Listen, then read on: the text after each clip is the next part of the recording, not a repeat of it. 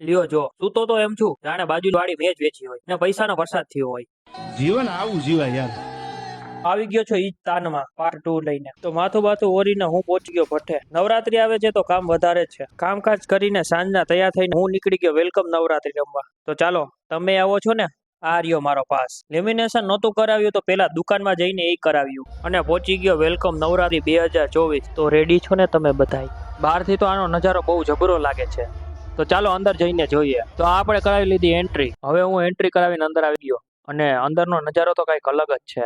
Decoration આવું જોરદારનું જોઈને ફોટા પાડવાનું મન થઈ ગયું. તો ચાલુ થવાને હજી વાર હતી તો પેલા અમે બધાએ ફોટા પાડી લીધા. અને ફોટા જોવા હોય તો મેં મારી ઇન્સ્ટાગ્રામ આઈડીમાં પોસ્ટ કરેલા જ છે. તો હવે ફોટા પાડીને આવી ગયો અંદર. અહીંયાનો નજારો તો જો કેવો જોરદાર છે અને પબ્લિક પણ બહુ છે. ઓહો, ગિફ્ટ તો જો કેટલા બધા છે અને કેવડા મોટા છે. હા મોજ, હા બહુ મજા આવશે આજ તો રમવામાં.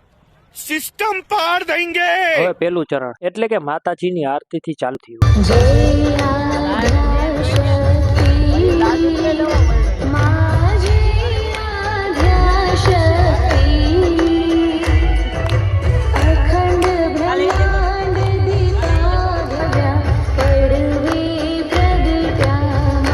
તો સવારના 5 વાગી ગયા. હવે ઘર ભેગા થઈ ગયા. આ મારા દોસ્તના નંબર આવી ગયો જો.